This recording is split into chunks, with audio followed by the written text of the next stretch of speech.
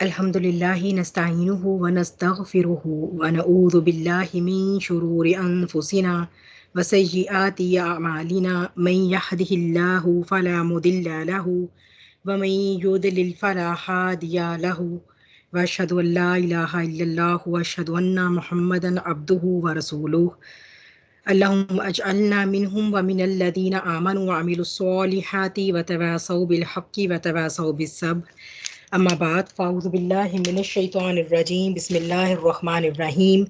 Rabbi इश्रह ली सदरी व यस्सिर ली अमरी वहलुल उक़दतम मिन लिसानी यफ़क़हू क़ौली।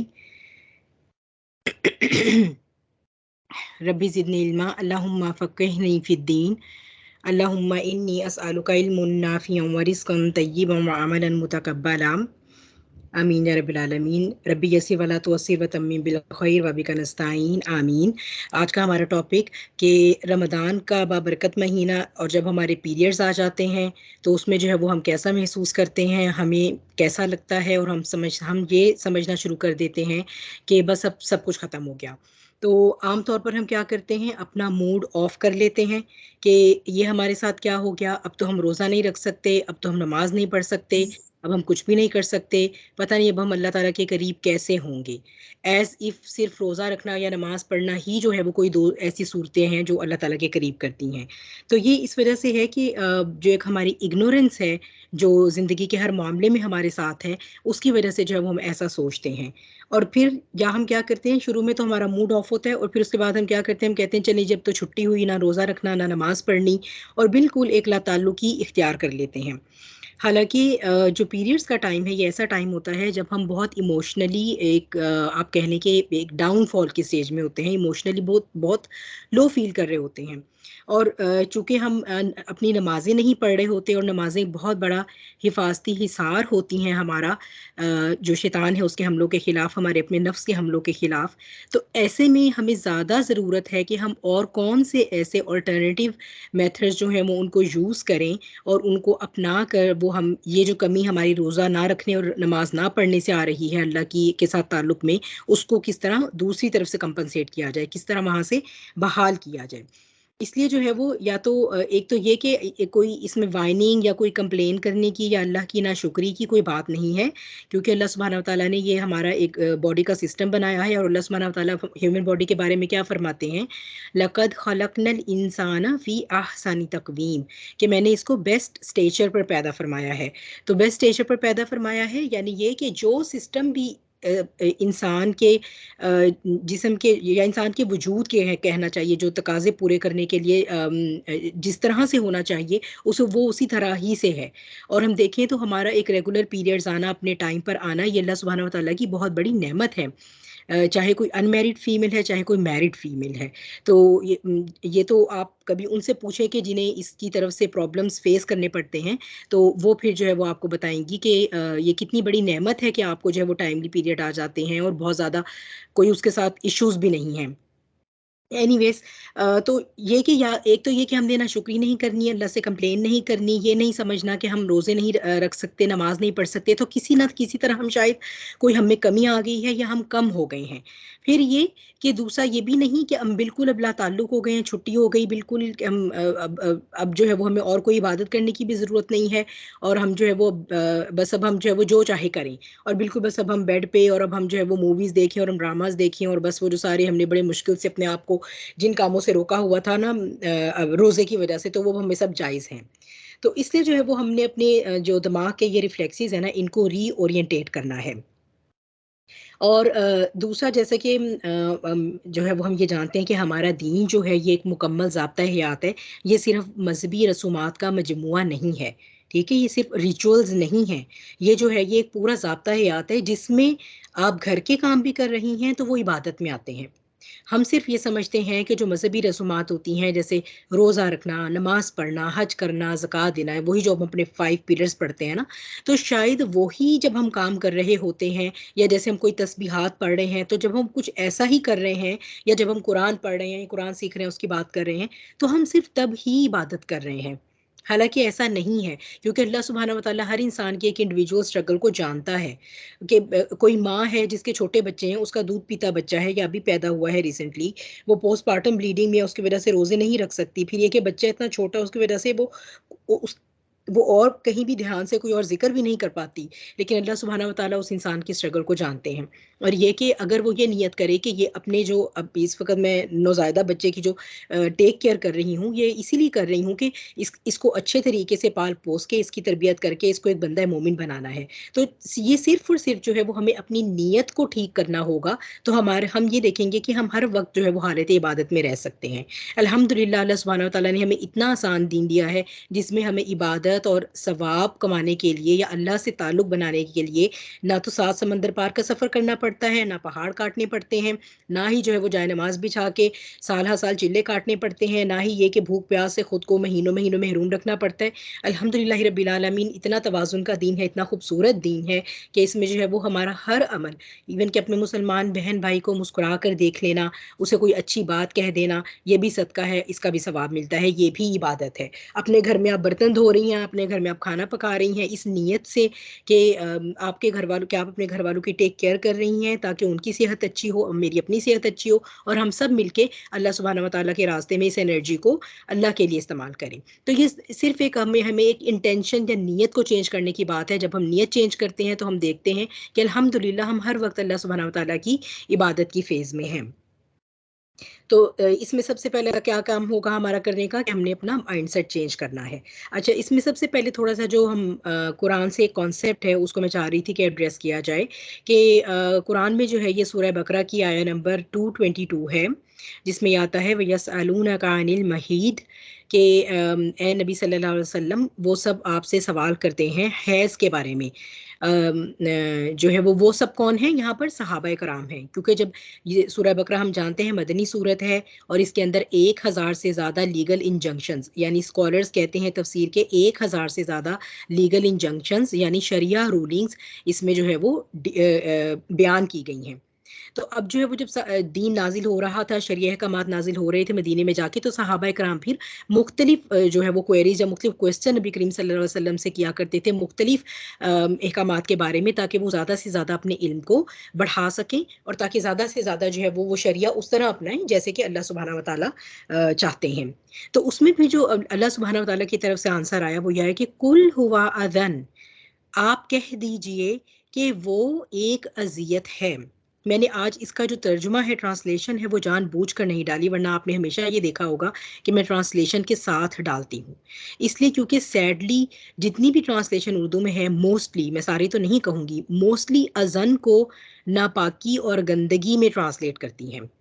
ठीक है, इसका एक तर्जुमा है नापाकी या गंदगी भी, लेकिन अज़न अगर आप देखें तो इसका जो प्राइमरी तर्जुमा है, जो इसका मेन है, वो है अज़ियत। जैसे देखिए अज़न अज़ियत, हम उर्दू में भी कहते हैं ना अज़ियत, तो ये अज़न से निकला है। तो अज़ियत और तकलीफ जो है एक्चुअली ये इसका प्राइमरी, आप जिसे कह लें कि ऐसा तर्जुमा है जो पूरा पर्सपेक्टिव चेंज कर देता है, क्योंकि आगे भी बात चल रही है ना, फ़अताज़िलुन निसा फ़िल महीद, तो तुम सब अलहदगी इख्तियार कर लो, किनारा कशी इख्तियार कर लो औरतों से हैद में। Excuse me.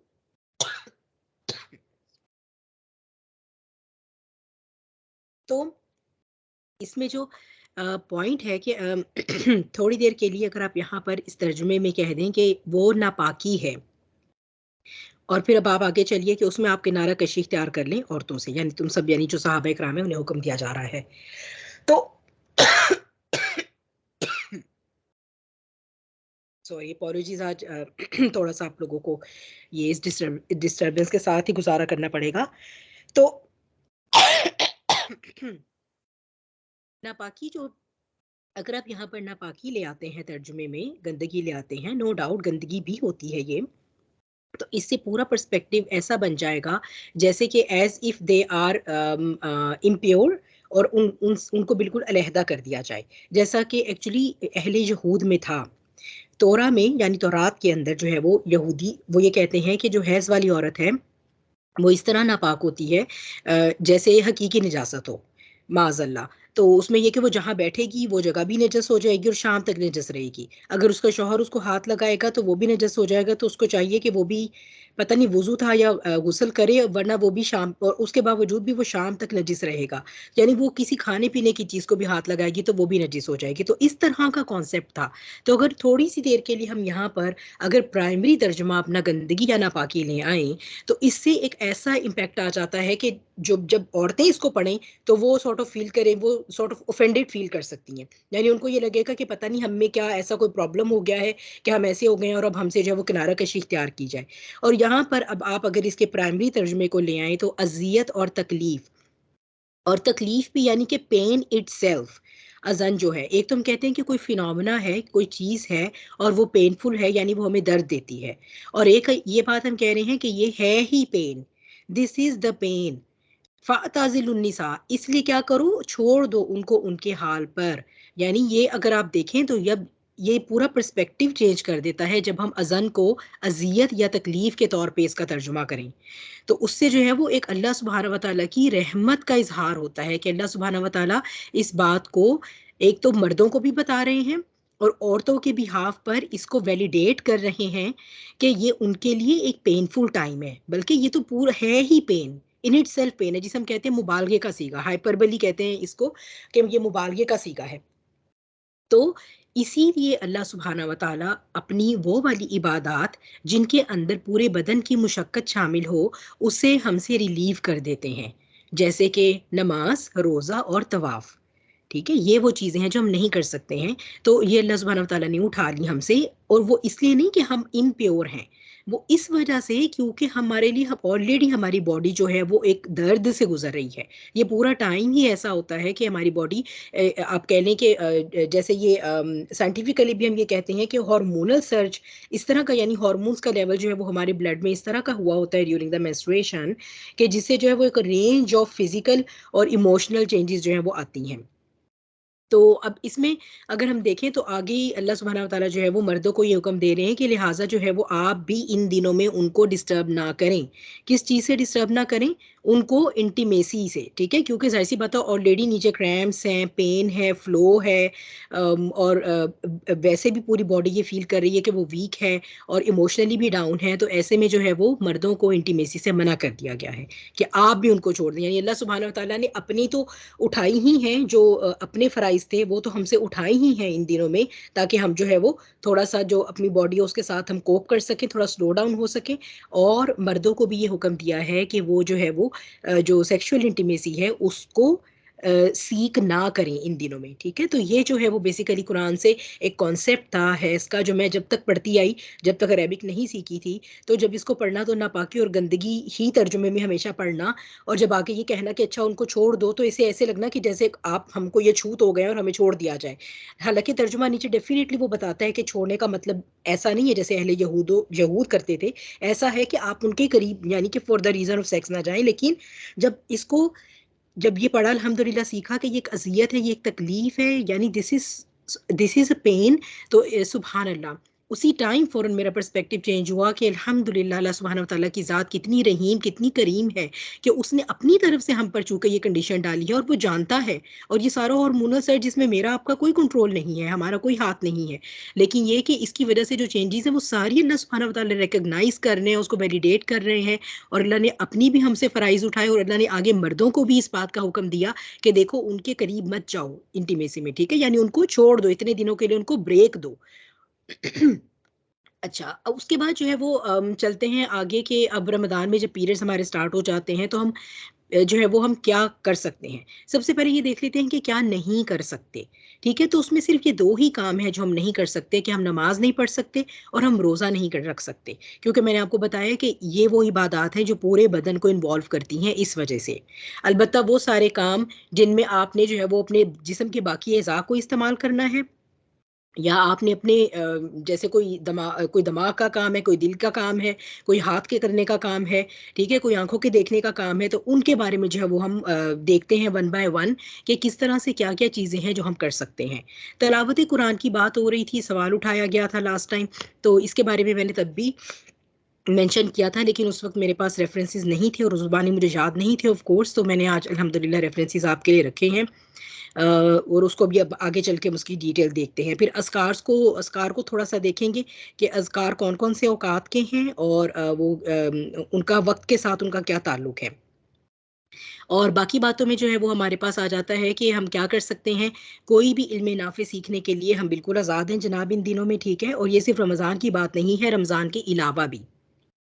अच्छा, एक यहाँ पर मैं ये बात बता दूं कि ऑफ कोर्स बीगा मुस्लिम हमारा दिल करता है और हमें करना भी चाहिए कि हम रमज़ान में ज़्यादा स्ट्राइव करते हैं, लेकिन जब नबी करीम सल्लल्लाहु अलैहि वसल्लम की के क़यामुल लैल के बारे में अम्मा आयशा रज़ी अल्लाह तआला अन्हा से ये सवाल किया गया, एक सहाबी ने जब आकर उनसे पूछा कि आपकी रात का क़याम कैसा था, तो अम्मा आयशा ने फरमाया कि रमज़ान या गैर रमज़ान दोनों में आपकी जो नमाज की रकात थी वो 11 रकात ही थी। यानी वो जो तहज्जुद के टाइम आप पढ़ा करती थी वही क़यामुल लैल हुआ करता था आपका, आपने कोई और एक्स्ट्रा उसमें ऐड नहीं किया। तो लेकिन ये कि बहरहाल वो बहुत ज़्यादा ब्यूटीफुल था, वो बहुत क्वालिटी की पीक पर हुआ करता था कि वो फरमाती हैं कि वो 2-2 रकात करके पढ़ा करते थे, और जब और वो 2 रकात जो है वो उनकी मैं खूबसूरती क्या बताऊँ। यानी वो इतनी ब्यूटीफुल नमाज़ होती थी। तो कहने की बात ये है कि जो मोमिन है उसका रमज़ान हो या गैर रमज़ान हो, उसमें ज़्यादा फ़र्क नहीं होता। एक्चुअली होना नहीं चाहिए, क्योंकि वही बात है कि हम सिर्फ रमज़ान में अल्लाह ताला के बंदे तो नहीं है ना, हम तो 24/7 for whole of our life हम अल्लाह ताला के बंदे हैं। रमज़ान में तो थोड़ा-सा ये होता है कि हाँ, गफ़लत हो जाती है, बाकी 11 महीनों में हम कैरिड अवे हो जाते हैं थोड़ा बहुत। तो वो जो दिल के ऊपर गुबार आ जाता है ना, उसको डस्टिंग करने का टाइम होता है। Excuse me. एनीवेज़, तो इसलिए कोई भी बेनिफिशियल नॉलेज में कुछ भी हो सकता है जो दुनिया और आखिरत दोनों के लिए भला भला हो। ठीक है? वो बेनिफिशियल नॉलेज है जो दुनिया और आखिरत दोनों का फ़ायदा दे। उसमें आप कुछ भी सीख सकते हैं, कोई लेक्चर सुन भी सकते हैं, आप कुरान की तिलावत को भी सुन सकते हैं, आप कुछ और ऐसा सुन सकते हैं, कोई दुनियावी इल्म भी ऐसा आप जो है वो सीख सकते हैं, जिससे आप समझते हैं कि आपकी ज़ात को या आपके इमीडिएट रिलेशंस को या इवन सोसाइटी को फ़ायदा हो सकता है। तो ये सारे का सारा इल्म सीखना जो है ये इल्म नाफ़े में आता है।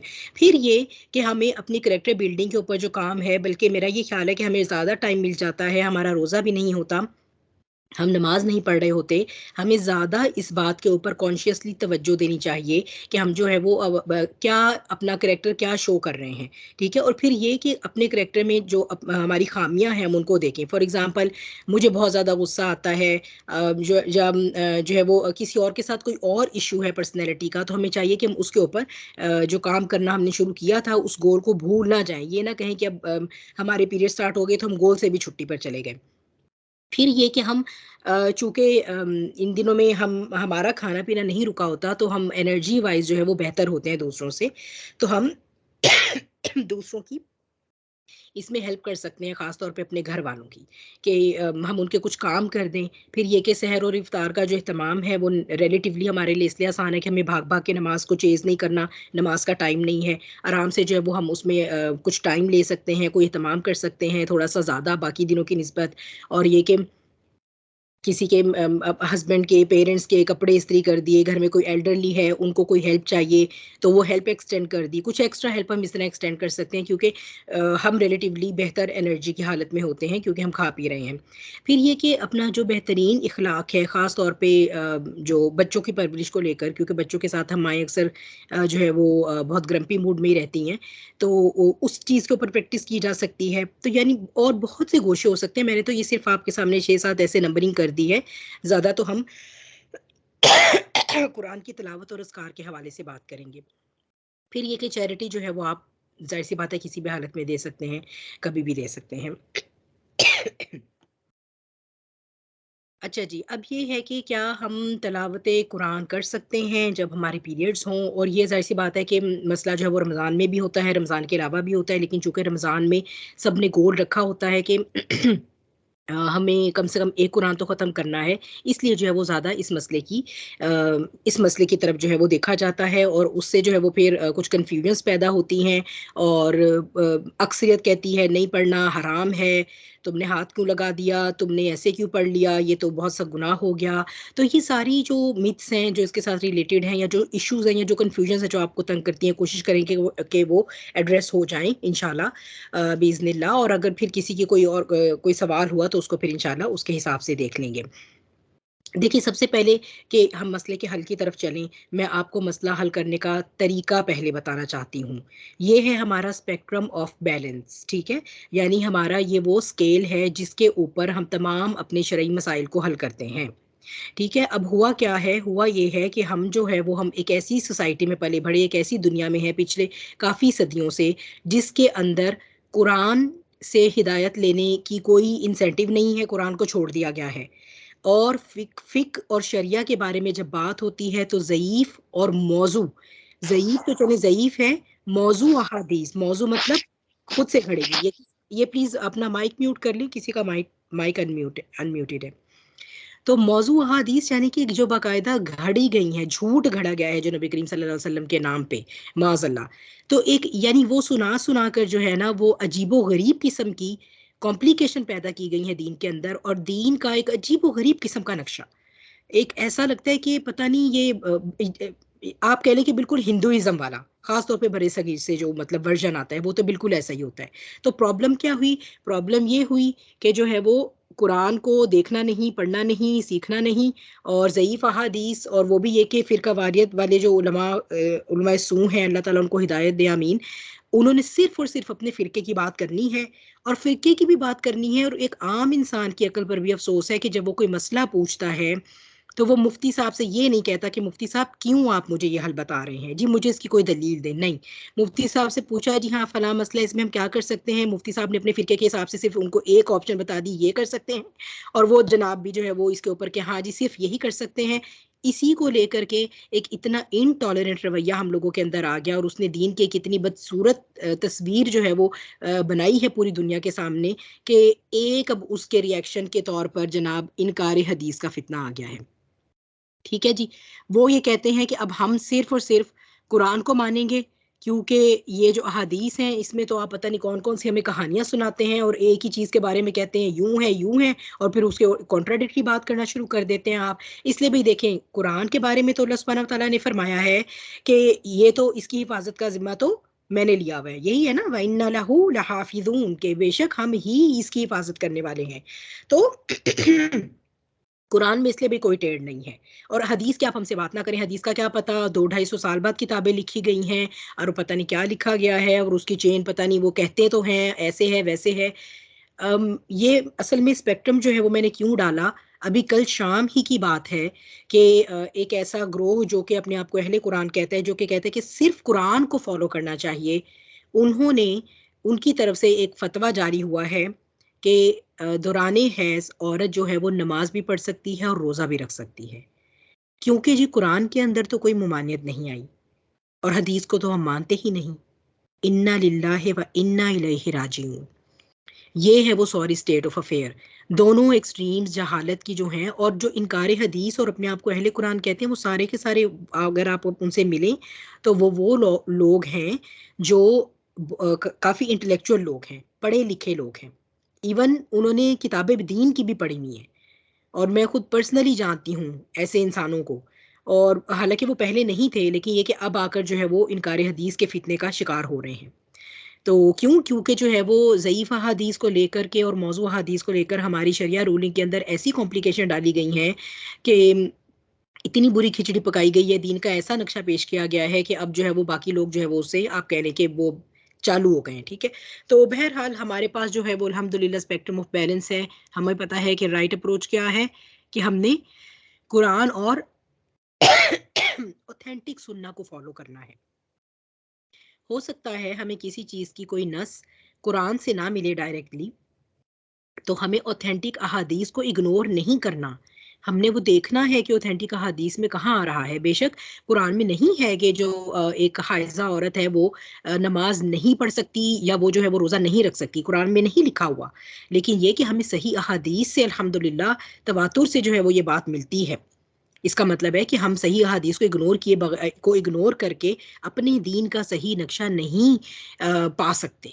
कभी भी दीन की सही एसेंस को नहीं पा सकते। तो कुरान में जब अल्लाह सुब्हानहू व तआला फरमाते हैं कि कुरान ही की आयत के ज़रिए मैं बहुतों को गुमराह करता हूँ और बहुतों को हिदायत देता हूँ, तो ये जो है वो दो एक्सट्रीम जो है ना, ये उसी के एक एग्जांपल हैं। एक ने कुरान की आयत को ऊपर से पुश डाला हुआ है, बिल्कुल छोड़ा हुआ है कुरान को, और वो उसका सारे सबको कहते हैं कुरान ना पढ़ना, कुरान ना पढ़ना, कुरान का तर्जुमा पढ़ने से तुम गुमराह हो जाओगे, अल्लाह अकबर कबीरा। और दूसरी तरफ वो कहते हैं जी बस अब हमारे पास तो कुरान ही काफ़ी है। और वो तो इवन जो अहले कुरान है वो तो ये कहते हैं कि कुरान में कहा गया है, कुरान में कहाँ कहा गया है कि नमाज पढ़ें। कुरान में तो कहा गया है कि सलात कायम करें। तो बस इसका तो ये मतलब है कि आप दिन में जो है वो 2 दफ़ा सुबह शाम बस जो है वो बस अल्लाह ताला से बातें कर लें या ज़िक्र कर लें या जैसे मर्ज़ी आप जो भी आपको लगता है, it is up to you. तो यानी उसको लेकर आप देखें गुमराही कैसे जो है वो अपने कदम जब एक दफ़ा आप डिविएट होते हैं ना सिराते मुस्तकीम से, तो बस फिर वो आहिस्ता-आहिस्ता खाई की तरफ ही लेकर जाती है। एनीवेज़ इंशाल्लाह हम देखेंगे कुरान और ऑथेंटिक हदीस के की रोशनी में कोशिश करते हैं कि इस मसले को देखते हैं। देखिए 2 ही पॉसिबिलिटीज़ हैं। ठीक है, और इस मामले में हमें दोनों पॉसिबिलिटीज मिलती हैं। ठीक है कि आप नहीं पढ़ सकते या आप पढ़ सकते हैं, यही दो हो सकती हैं, और कौन सी हो सकती हैं, या आप पढ़ना ही नहीं चाहते। तो ये तो खैर एक हकीकत है ना, ये तो मसला नहीं है, ये तो एक एस्टेब्लिश हकीकत है कि हम पढ़ना ही नहीं चाहते कुरान, हम तो सीखना ही नहीं चाहते। तो बहरहाल जो लोग पढ़ना चाहते हैं उनके लिए दो पॉसिबिलिटीज हैं, या वो पढ़ सकती हैं या वो नहीं पढ़ सकती हैं अपने हैज़ के दौरान। इसको भी हम दो लेवल पर डायसेक्ट करेंगे। एक आता है कुरान को छूने का मसला, और एक आता है कुरान की तलावत का मसला। ठीक है जी, ये दोनों फर्क हैं। सबसे पहले देखते हैं कुरान को छूने का जो मसला है उसके बारे में हमें जो है वो कुरान और सुन्ना सही सुन्ना से हमें क्या रहनुमाई मिलती है। देखिए छूने का मसला जो है वो नबी करीम सल्लल्लाहु अलैहि वसल्लम के ज़माने तक, और जब तक कुरान किताबी शक्ल में नहीं उस तरह से आया, तो उस वक्त तक ये उस तरह उठा ही नहीं, क्योंकि मुसहफ तो हुआ ही नहीं करते थे। हर किसी को कुरान का एक पोर्शन याद हुआ करता था और वो अपनी मेमोरी से उसको जो है वो रिसाइट करता रहता था। इसी तरह सहाबियात किया करती थी, इसी तरह सहाबा इकराम किया करते थे। सिर्फ नबी करीम सल्लल्लाहु अलैहि वसल्लम के दौर पर जो कुरान के दौर में कुरान पाक को मुख्तलिफ जगहों पर यानी मुख्तलिफ चीज़ों के ऊपर लिख कर उसको रखा गया था। लेकिन उसको एक किताब की शक्ल दिया जाना, उसकी बाकायदा किताबत करना, ये फिर हज़रत अबू बकर सिद्दीक के दौर में शुरू हुआ, जब मुसैलमा कज़्ज़ाब के खिलाफ लड़ाई में बहुत जय्यद जो है वो हमारे सहाबा इकराम जो हुफ़ाज़ कुरान थे वो शहीद होना शुरू हुए। तो फिर जो है वो वहाँ से जो है ये जो है वो हुआ गया कि कुरान को प्रिज़र्व करने के लिए जो है वो इसे अब लिखना चाहिए, और उसको फिर बाकायदा एक इराब वाला मुसहफ जो है वो हज़रत उस्मान गनी रज़ी अल्लाह तआला अन्हु के दौर में जो है वो तरतीब दिया गया। तो ये उस वक़्त तक छूने का मसला नहीं था। बहरहाल छूने के बारे में जो अब हमारे पास जो लुब्बे-लुबाब है, मैं पहले आपको वो बता देती हूँ, फिर मैं आपको उसकी के दलाइल बताती हूँ इंशाल्लाह। अच्छा, मुसहफ को एक हाइज़ा औरत या एक औरत जो अपनी पोस्टपार्टम ब्लीडिंग में या नफास में है वो नहीं छू सकती। ये एग्रीड अपॉन है स्कॉलर्स का, इजमा है इसके ऊपर। तमाम के तमाम स्कॉलर्स कहते हैं कि वो नहीं छू सकती, लेकिन किसको? मुसहफ को। मुसहफ क्या होता है? मुसहफ ऐसा कुरान का नुस्खा होता है जिसमें सिर्फ़ और सिर्फ़ अरबिक होती है। उसमें कोई ट्रांसलेशन नहीं होती, कोई तफ़सीर नहीं होती, किसी भी और लैंग्वेज का कोई वर्ड नहीं है, ठीक है? वो सिर्फ़ और सिर्फ़ अरेबिक कुरान है, उसको मुसहफ कहते हैं। तो इसके ऊपर चूँकि तमाम स्कॉलर्स का इजमा है, तो ज़ाहिर-सी बात है इसके ऊपर हम भी जो है वो कोई इसको क्वेश्चन नहीं करते। अलबत्ता मैं आपको बताऊँगी कि है क्यों? ताहम जो एक हाइज़ा औरत है, वो अगर एक मुसहफ को छूना चाहती है, फॉर एग्ज़ाम्पल अगर वो उस्ताद है या वो हाफ़िज़ा है और उसको अपना कोई लेसन देखना है, तो फिर वो क्या कर सकती हैं? जो कुरान के गिर्द ग़िलाफ़ है, या तो उसके ज़रिए, या फिर वो खुद ग्लव्स पहन लें, या फिर वही जैसे अगर खुला पड़ा है मुसहफ तो पेन से पेपर को आगे-पीछे करके, ठीक है? तो इस तरह से जो है वो अप्रोच कर सकती हैं मुसहफ को। या फिर वो यूँ कर सकती हैं कि जो ट्रांसलेशन यानी तराजुम और तफ़ासीर की जो किताबें हैं ना, उनको वो पकड़ सकती हैं, छू सकती हैं, ठीक है? बगैर ग्लव्स के, बगैर कपड़े के, क्योंकि वो मुसहफ की रूलिंग में नहीं आती, ठीक है जी? तराजुम की और तफ़ासीर की किताबों को छुआ जा सकता है, लेकिन जब उनको खोला जाए तो ये ध्यान रखा जाए कि उनका जो अरबी वाला हिस्सा है, उसे ना छुआ जाए। जहाँ उर्दू लिखी है, फॉर एग्ज़ाम्पल मैं और आप तो उर्दू में पढ़ रहे हैं ना, तो उर्दू लिखी है, तो वो उर्दू में उर्दू वाले हिस्से को वो टच कर सकती हैं और उस बुक को भी पकड़ सकती हैं। Excuse me. अच्छा, फिर ये कि अब हमारे पास जब से टच गैजेट्स आए हैं, तो इनके बारे में ये बात अब जो कंटेम्परेरी जो स्कॉलर्स हैं, उनके फतवे के मुताबिक जो है वो, जिसमें शेख अब्दुल रहमान इब्न नासुर अल बराक भी आते हैं, और इसी तरह जैसे ये जामिया अज़हर यूनिवर्सिटी जो है मिस्र में, वहाँ के जो कंटेम्प्रेरी स्कॉलर्स हैं, उन सब ने जो है ये फतवा दिया हुआ है, और इस पर भी आप कह लें कि तकरीबन सब एग्रीड हैं कि टच गैजेट्स के थ्रू जो है वो कुरान को टच किया जा सकता है, क्योंकि टच गैजेट के ऊपर एक तो ये कि स्क्रीन सेवर्स वैसे भी लगे होते हैं, तो वो एक सॉर्ट ऑफ पर्दा आ जाता है। दूसरा ये कि ये जो वर्ड्स जो through the gadget, through the computer screen या मोबाइल में और आप देख रहे होते हैं, ये एक्चुअली लिखे हुए वर्ड्स नहीं होते। ये बाइनरी लैंग्वेज होती है। आईटी के जो या सॉफ्टवेयर जो इंजीनियर्स हैं, आप में से वो ज़्यादा बेहतर इसको जानते हैं, जो 0-1 लैंग्वेज होती है डिजिट्स की, ये वो होती है जो थ्रू वेव्स और एम्पलीट्यूड जो है वो हमें वर्ड्स की शक्ल में नजर आती है। तो इसलिए जो है वो कहते हैं कि इसके ऊपर मुसहफ का हुक्म नहीं लग सकता, लिहाजा इसको जो है वो गैजेट्स को भी जो है वो हाइजा औरत हाथ लगा सकती है। अच्छा, अब हम क्यों नहीं छू सकते मुसहफ को, उसके बारे में जो दलील है उसके में उसकी बात कर लेते हैं। कुरान की सूरह वाक़िया की ये आयत है, आया नंबर 79 है, औज़ु बिल्लाहि मिनश शैतानिर रजीम, ला यमस्सुहु इल्लल मुतहहारून, उसे बस पाक फरिश्ते ही छूते हैं। लेकिन किसको? अगर आप थोड़ा पीछे जाएं, इन्नहु लकुरआनुन करीम, के बिलाशुबा ये कुरान निहायत मुअज़्ज़ज़ है, फी किताबिम मकनून, एक महफूज किताब में। ठीक है, तो ये दलील यूज होती है, दी जाती है, लेकिन ये दलील हम क्यों नहीं, यानी स्कॉलर्स हैं ऐसे जो इस दलील को रिजेक्ट करते हैं, वो क्यों? वो ये कहते हैं, बेसिकली यहाँ बात हो रही है मुशरिकीन मक्का के या यहूदी जो है नबी करीम सल्लल्लाहु अलैहि वसल्लम पर, जब ये लोग इल्ज़ाम लगाया करते थे कि कुरान जो है ये तो नाउज़ बिल्ला जो है वो नबी करीम सल्लल्लाहु अलैहि वसल्लम ने किसी से लिखवा लिया है या घड़ लिया है, या आप तो कोई माजल्ला माजल्ला सुम्मा माजल्ला जादूगर काहिन है, और आपको कोई शयातीन आते हैं, ये शयातीन का कलाम है। तो अल्लाह सुब्हाना व तआला ने ये उनके इस शक का और इस बात का जवाब दिया हुआ है कि ये एक इतनी ज़्यादा प्रोटेक्टेड किताब है कि ये जो लोहे महफूज यानी उस टैबलेट में है, वहाँ से भी इसको वहाँ तक भी एक्सेस जिन फरिश्तों की है, वो फरिश्तों में भी पाक तरीन फरिश्ते हैं, यानी फरिश्तों का भी कोई बहुत एग्जैक्टिव और एलीट किस्म का ग्रुप है, जिसे ये अलाउ किया गया है कि वो जो टैबलेट में है, जो लोहे महफूज में कुरान है, वहाँ से लेकर आसमानी दुनिया पर लाए। तो वहां से फिर जो है ये कुरान वो नाजिल हुआ, और कुरान की जो एक कॉपी है, जो ओरिजिनल कॉपी है, वो लोहे महफूज में ही पड़ी हुई है। वरना अगर हम देखें तो अब कुरान की, तो जैसे हम देखें कि तराजुम और तफासीर जो है, ये तो एक नॉन मुस्लिम भी पढ़ता है जब उसको दीन की तरफ आना है, इस्लाम की तरफ आना है। लिहाजा वो यहाँ पर ये जो कहा जाता है कि इसे बस पाक ही छूते हैं, लिहाजा इसे कोई ऐसा बंदा जो एक्चुअली मेजर रिचुअल इम्प्योरिटी की हालत में हो, यानी हद से अकबर की हालत में हो, शरिया की लैंग्वेज इस्तेमाल कर रही हूँ, यानी जिनको जनाबत लाहक हो गई हो, या हैज हो या नफास हो, वो नहीं छू सकते। इसके लिए स्कॉलर्स कहते हैं कि ये दलील इस्तेमाल नहीं होती, क्योंकि ये यहाँ पर इम्प्लीमेंट ही नहीं हो रही। ये तो हो रही है टैबलेट में पढ़े कुरान के बारे में, लौह महफूज में जो कुरान है उसके बारे में, कि उसे तो सिर्फ और सिर्फ वहां तक जो एक्सेस है वो फरिश्तों के एग्जेक्टिव ग्रुप की है, और तुम लोग ये बातें करते हो कि शैतान की एक्सेस है वहां तक, या किसी बंदे ने अपने, या किसी बंदे की ये मजाल हो सकती है कि वो खुद से ऐसे अल्फाज घड़ ले, तो ये यानी उसकी हिफाजत का या उसके स्टेटस का तो ये हाल है। बहरहाल, इसके अलावा लेकिन ये कि आए हम देखते हैं कुरान से अगर हमें एविडेंस नहीं भी मिलता, हमारे पास एक हदीस है जो हसन या सही की कैटेगरी में आती है। ठीक है, देखिए हदीस में जो कैटेगरीज होती है ना, सही हदीस हम कहते हैं वो हदीस है जो अपनी ऑथेंटिसिटी में सबसे ज़्यादा स्ट्रॉन्ग है, और सही में से भी जो मुत्तफिकुन अलैह है, यानी वो हदीस जो सही बुखारी और सही मुस्लिम दोनों में आ चुकी है, वो ऑथेंटिक तरीन हदीस होती है। ठीक है, उसके बाद हम ये देखते हैं हसन। हसन थोड़ी सी लो कैटेगरी की हदीस होती है, यानी उसमें कुछ स्कॉलर्स को उसकी चेन ऑफ नरेशन में कहीं ना कहीं उनको कोई ना कोई थोड़ा बहुत एतराज होता है, इसलिए हम इसे सही की कैटेगरी पे तो नहीं लेते। लेकिन बहरहाल अगर ज़्यादातर स्कॉलर्स हसन को जो है वो एक्सेप्ट करते हैं, हसन हदीस को, तो ऑफ कोर्स जो है वो उम्मा उसको एक्सेप्ट करती है।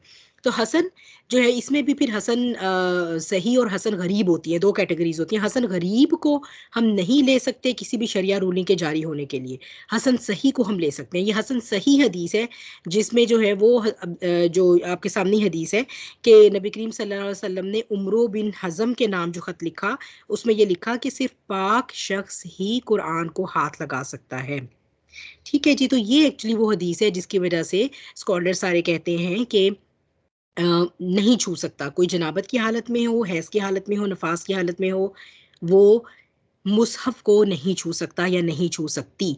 मैंने इसके रेफरेंसेस नीचे लिखे हुए हैं, ठीक है। तो चूंकि मैंने आपको बताया कि ये हसन हदीस है, तो हाफिज इब्ने हजर कहते हैं कि स्कॉलर्स का लेकिन एक जो ग्रुप है वो कहता है कि ये बिल्कुल ऑथेंटिक हदीस है, क्योंकि ये बहुत ज़्यादा वेल नोन हदीस है। फिर इमाम शाफी रहीमुल्लाह फरमाते हैं कि इन तमाम से, यानी ये जो इमाम मालिक हैं और इमाम निसाई हैं, इब्ने हबान हैं, इन सब से जो है ये बात साबित है कि आप सल्लल्लाहु अलैहि वसल्लम ने ये ख़त भेजा था। फिर इब्ने अब्दुल बर कहते हैं कि सीरा के जितने भी स्कॉलर्स हैं उनमें ये जो ख़त भेजने वाली बात है ये इतनी वेल नोन बात है, ये इतने तवातुर के साथ आ रही है कि इवन हमें इसकी सनद को वेरीफाई करने की ज़रूरत ही नहीं रहती। फिर शेख अलबानी ने भी इसे अपनी मुख्तलिफ किताबों में जो है वो एक सही हदीस कहा है। तो अल्हम्दुलिल्लाह हमें ये एक एविडेंस मिल गया है जिसकी रोशनी में हमें ये पता चल गया कि हम टच नहीं कर सकते मुसहफ को। ठीक है जी, ये हो गया छूने का मसला। इसको मैं एक दफ़ा दोबारा कर सकती हूँ, आपके लिए दोबारा इसको समराइज़ कर देती हूँ। मुसहफ को नहीं टच कर सकते, टच करना है जिसको ज़रूरत हो कपड़े के साथ, ग्लव्स पहन के, पेन की मदद से कर सकती हैं, और ट्रांसलेशन तफासिर की किताबों को टच कर सकती हैं। इसी तरह अहादीस की भी किताबों को जो ट्रांसलेशंस के साथ आती हैं वो कर सकती हैं। मकसद क्या है? प्योर अरेबिक टेक्स्ट को टच नहीं करना, और टच गैजेट्स के थ्रू प्योर अरेबिक टेक्स्ट को भी टच कर सकते हैं, क्योंकि उसके ऊपर हुक्म मुसहफ का नहीं आता, बल्कि आता ही नहीं है राइटिंग का। अच्छा जी, अब जो है वो आ जाता है तलावत कुरान।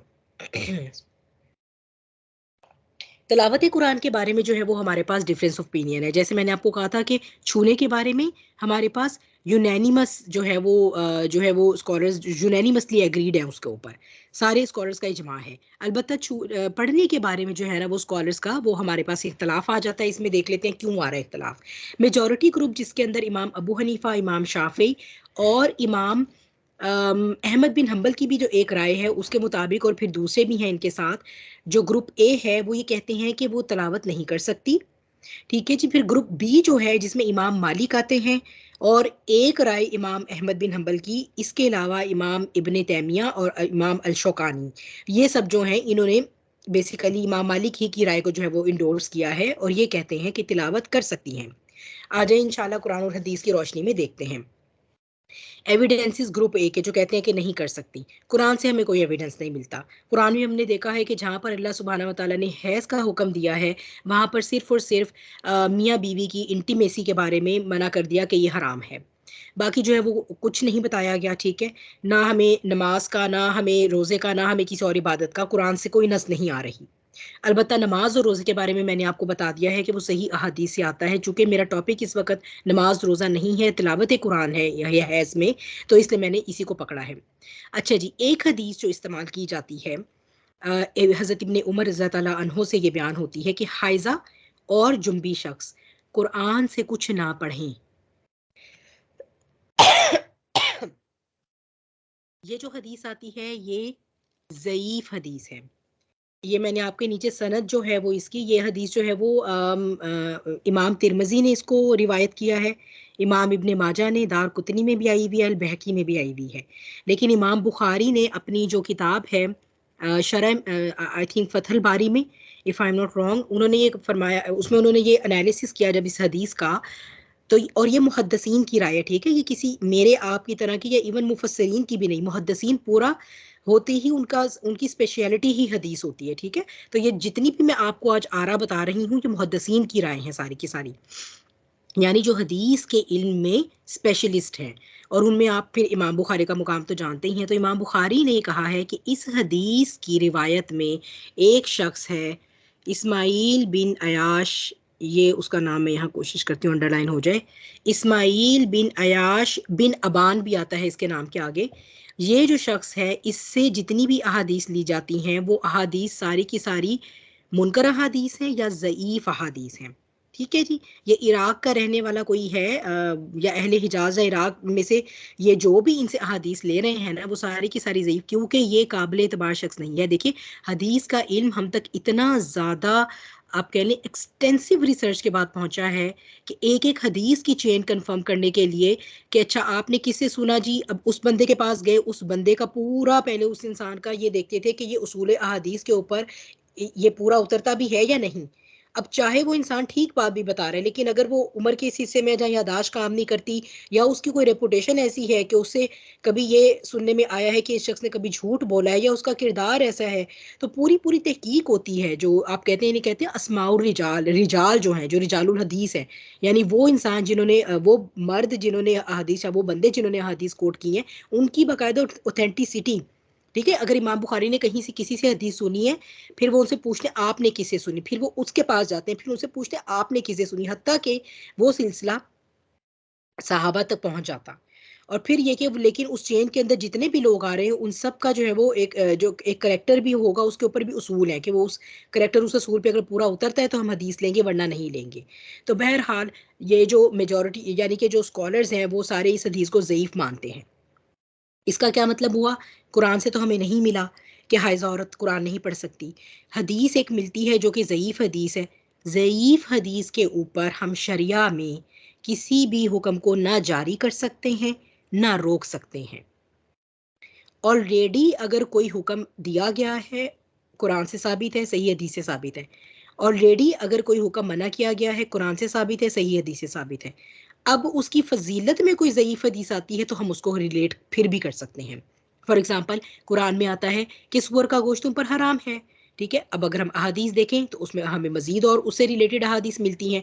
उसमें से बहुत सारी ऑथेंटिक हैं, कुछ ज़ईफ भी आती हैं। फॉर एग्जाम्पल, कोई ज़ईफ हदीस, फॉर एग्जाम्पल मैं कह रही हूँ, है नहीं इस तरह की, या नहीं अगर है या नहीं आई डोंट नो, मैं आपको वैसे ही बता रही हूँ कि फॉर एग्जाम्पल कि कोई हदीस इस तरह से अगर है ज़ईफ कि भाई सूअर का गोश्त खाएंगे तो यूं यूं अजाब होगा। अब ये है तो ज़ईफ, लेकिन चूंकि हमें पता है सूअर का गोश्त खाने की मुमानियत हमें कुरान और सही हदीस से ऑलरेडी स्टेब्लिश्ड है, तो चलो हम इस हदीस को फिर भी ले लें। उस पर भी उलमा कहते हैं कि अगर आपको सही हदीस से ही फजीलत भी मिल रही है तो आप क्यों जा रहे हैं ज़ईफ हदीस की तरफ। इसीलिए हम इस हदीस को बुनियाद नहीं बना सकते, क्योंकि ये एक बहुत मेजर बात है। ये एक इबादत के होने या ना होने का फैसला करने की बात है।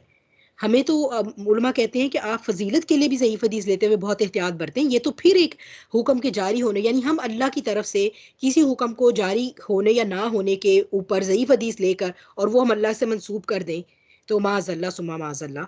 तो ये सीरियसनेस होती है। ठीक है, ये ऐसे नहीं है कि मैंने यूं कह दिया तो आपने मान लिया और हम सब खुश खुशी घर चले गए। जी नहीं, इसके ऊपर हमारे मुहद्दिसीन की जिंदगियां गुजरी हैं, सदियां गुजरी हैं इस इल्म के ऊपर कि इसके ऊपर डिस्कशन हुई है। उसका निचोड़ आज हम अल्हम्दुलिल्लाह ऐसे दौर में रहते हैं कि हमें इतना इजीली अवेलेबल है और हम उसको एक्सेस कर सकते हैं। ठीक है जी, तो हैज़ किए मना करने के बारे में कुरान से कोई नस नहीं मिली, सही हदीस से कोई नहीं मिली। एक हसन हदीस मिलती है, जनाबत के हुक्म के बारे में, हैज़ के बारे में नहीं है। लेकिन लेकिन उलमा उसूल क़यास से काम लेते हैं। क़यास क्या होता है? क़यास होता है एनालॉजी देना, बराबर कर देना। यानी वो ये कहते हैं, चूंकि जैसे जनाबत भी जो है वो हद से अकबर है, और हैज भी हद से अकबर है। हद से अकबर क्या होता है? Major impurity. मेजर इम्प्योरिटी क्या होती है? जिससे पाक होने के लिए गुस्ल लेना पड़ता है।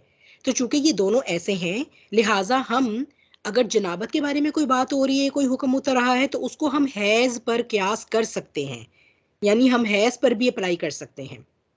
ठीक है, फॉर एग्जाम्पल, कुरान में आ गया कि जो भी खमर है, ठीक है, खमर क्या होता है? नशावर है, वो हराम है। अच्छा जी, उसके इस ज़िमन में शराब हराम हो गई, जो भी नशा था वो हराम हो गया। हम आज के दौर की बात करते हैं, हमारे पास सिगरेट आ गया, शीशा आ गया, हमारे पास आइस है। अब हमारे पास ये इस तरह की चीज़ें हैं जो उस वक्त हमने नहीं सुनी थी। लेकिन क्या ये चीज़ें नशावर हैं? बिल्कुल नशावर हैं। इसका मतलब है हम इनको शराब के ऊपर क्यास कर सकते हैं। ठीक है, क्योंकि ये भी आपके ब्रेन की सारी जो रीजनिंग कैपेसिटी है उसको ढांक लेती हैं, उसको कवर कर लेती हैं। तो इसका क्या मतलब है कि हम वहां पर क्यास, यानी एक ऐसी चीज, एक ऐसा उसूल जो मौजूद है, लेकिन उस तरह की चीज उस वक्त थी नहीं। उसूल मौजूद था, वो चीज नहीं मौजूद थी। वो चीज अब बाद में आई है किसी भी दौर में, तो वो हमारे पास वो उसूल ऑलरेडी मौजूद है, तो हम उसको मैच कर लेंगे। अगर वो मैच होता है तो फिर हम उस दोनों के ऊपर फिर एक जैसे ही अहकामात ना वो अप्लाई होंगे। इसे ये आप कह लें फिक का एक उसूल है, उसूल क्यास। अब चूंकि मैं यहाँ फिक की क्लास नहीं ले रही, तो मैं आपको नहीं बता सकती कि फिक के और कौन कौन से उसूल हैं। Excuse me. देखिए, ये कि फिक जो है वो डिराइव होता है कुरान से, ऑथेंटिक सुन्ना से, सहाबा कराम के तरीके से। फिर ये कि उलमा का इजमा होता है, या ये कि कयास होता है, या फिर ये कि इज्तिहाद होता है। ये सारे के सारे उसूल हदीस हैं, ठीक है। तो उसमें से एक उसूल है कि कयास। तो कयास किया है जिन स्कॉलर्स ने बेसिकली, जो कहते हैं कि नहीं कर सकती रिसाइट, वो इससे कयास कर रहे हैं। वो किससे कयास कर रहे हैं? हैज़ को जनाबत के बराबर कर रख रहे हैं, क्योंकि दोनों हद से अकबर हैं। हज़रत अली रज़ी अल्लाह अन्हु से जो है ये हदीस आ रही है कि जब आप सल्लल्लाहु अलैहि वसल्लम बैतुल खला से बाहर तशरीफ लाते तो हमें कुरान पढ़ाते, यानी बगैर वुजू के कुरान पढ़ा जा सकता है, ठीक है, ये हदीस है। और हमारे साथ गोश्त तनावुल फरमाते, और जनाबत के अलावा कोई और चीज आपको कुरान से माने नहीं थी। ठीक है जी, मैंने इसकी सनद नीचे डाली हुई है सारी की सारी। मैंने आपको हसन होने का भी बता दिया कि ये हसन है, which means it can be taken. अब ठीक है, हमारे पास वो ग्रुप जो कहता है नहीं पढ़ सकते, कुरान से कोई दलील नहीं ला सकता वो ग्रुप, क्योंकि कुरान में है ही नहीं। दो अहादीस जो ज्यादा कोट की जाती हैं उसमें से ये वाली हदीस ज़ईफ है, जिसमें एक्चुअली हाइजा का लफ्ज इस्तेमाल हुआ है, लेकिन इसको हम नहीं ले सकते क्योंकि ये ज़ईफ हदीस है। जो हसन हदीस है, जिसे हम चले सही भी मान लेते हैं, इसमें हाइजा का लफ्ज नहीं इस्तेमाल हुआ, सिर्फ जनाबत की सिचुएशन इस्तेमाल हुई है। तो उलमा ने उसूल क़ियास अप्लाई किया, उन उलमा कराम ने जनाबत को बराबर किया है इसके, दोनों हद से अकबर हैं, इसलिए उन्होंने कहा कि चूंकि आप सल्लल्लाहु अलैहि वसल्लम को कुरान की रेसिटेशन से जनाबत रोकती थी, लिहाजा एक हाइजा औरत को कुरान की रेसिटेशन से उसका हैज रोक देगा। ठीक है जी, अब चलते हैं एविडेंसेस ऑफ ग्रुप बी पे।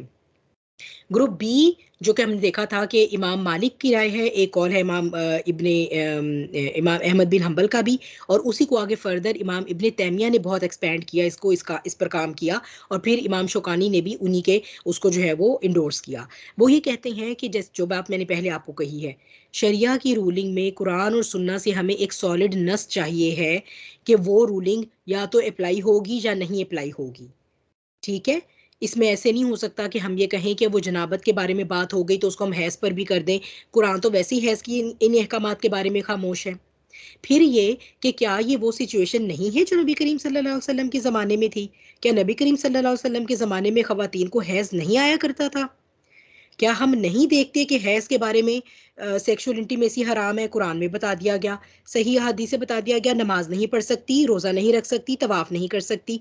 सही ऑथेंटिक हदीस में है कि अम्मा आयशा जब हज पर आपके साथ तशरीफ़ ले गई, आपको हैज़ आ गया, तो नबी करीम सल्लल्लाहु अलैहि वसल्लम ने फरमाया कि आयशा आप बाकी तमाम अराकीन करें, लेकिन ये कि आप जो है वो तवाफ नहीं करेंगी, सही नहीं करेंगी। तो अगर ऐसा कुछ होता तो नबी करीम सल्लल्लाहु अलैहि वसल्लम क्या ना मना करते कैटेगोरिकली कि भैया आप तिलावत भी मत करें कुरान की? क्या कुरान की तिलावत करना बहुत बड़ी इबादत नहीं है? है तो सही। तो अब ये एक बहुत स्ट्रॉन्ग बात है, क्योंकि वही बात है कि मेरे विम्स और विशेस के ऊपर तो शरिया में कोई चीज नहीं शुरू हो सकती ना खत्म हो सकती है। आप देखें कि शराब की हुर्मत 3 स्टेप्स पर जाकर हुई है। पहले 2 स्टेप्स पर, सिर्फ पहले पे क्या क्या क्या कहा गया कि देखो ये शराब के नशे की हालत में हो तो नमाज के करीब ना जाओ। ठीक है, फिर नहीं सॉरी, पहले में ये कहा गया कि ये जो शराब है इसमें फायदा कम है, नुकसान ज्यादा है। ठीक है, फिर ये दूसरे में क्या कहा गया कि जब नशे की हालत में तो नमाज के करीब ना जाओ। फिर तीसरे में कहा गया कि क्या तुम नहीं रुक जाते अब इससे? तो आप ये देखें कि पहले दो तक भी अगर किसी ने शराब पीना, उन्होंने एक ग्रेजुअल तरबियत हो रही है ना, अगर कोई पी लेता था तो शरिया में गुनाह नहीं था, क्योंकि अभी वो हुर्मत उसकी मुकम्मल नहीं हुई थी। तो हाउ इज इट पॉसिबल कि कुरान की तिलावत जैसी इतनी बड़ी इबादत हो और नबी करीम सल्लल्लाहु अलैहि वसल्लम उसके बारे में कोई तालीम ही ना देकर गए हों? और या तो चले हम ये कह सकते हैं कि हैज़ का टॉपिक उनके सामने डिस्कस हुआ, और भी कहीं कुछ नहीं हमें मिलता।